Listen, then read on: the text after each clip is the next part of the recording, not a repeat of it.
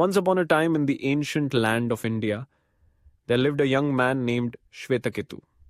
He was the son of a revered sage, Uddalaka, who was known far and wide for his wisdom and profound understanding of life and the universe. Now Svethakethu was like many of us, full of ambition, eager to learn, but perhaps a bit too caught up in the material world. He had just returned from his studies, having spent years in the pursuit of knowledge, but something was amiss. He felt a void, a disconnection from the deeper truths of existence. Picture this. Svethakethu strides into his father's hermitage, his head held high, brimming with confidence, ready to share the knowledge he acquired.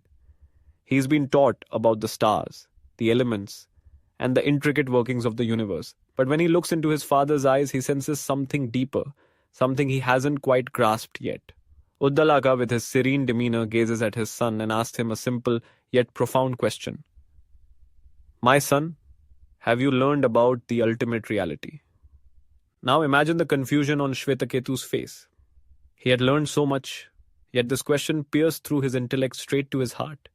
He stammers a bit, trying to recall the grand theories and concepts he had memorized, but deep down he knows he hasn't touched the essence of what his father is asking.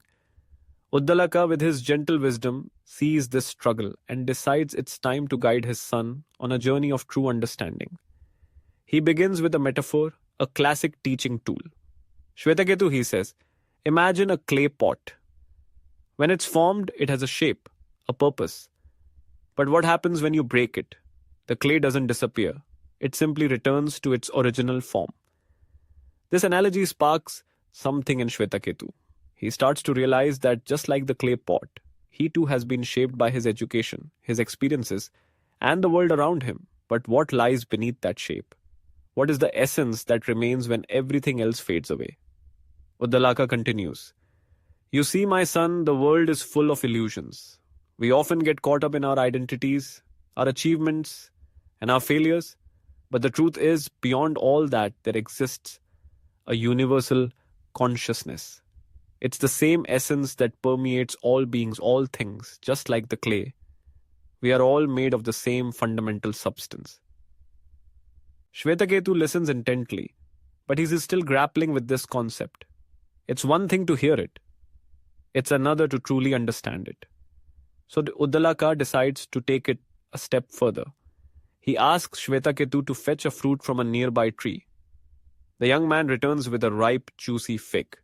Now, take this fruit and cut it open, Uddalaka instructs. Svethakethu does as he's told, and inside he finds countless tiny seeds. What do you see? Uddalaka asks. Seeds. Svethakethu replies, puzzled. Exactly. Now tell me, can you count the seeds? Svethakethu nods. Yes, but it would take a long time. And how many figs can come from one seed? Uddalaka inquires. Many, Svethakethu answers, starting to connect the dots. Just like the seeds, every being contains the potential for countless lives, countless experiences. But what is the essence of all these forms? It's the same life force, the same consciousness that exists within you, within me, and within every living thing. The realization begins to dawn on Svethakethu. He starts to see the interconnectedness of all existence. It's a revelation that shakes him to his core. He had been so focused on his individuality, on his achievements and failures that he had overlooked the truth that binds all beings together. Uddalaka sees the spark in his son's eyes and presses on.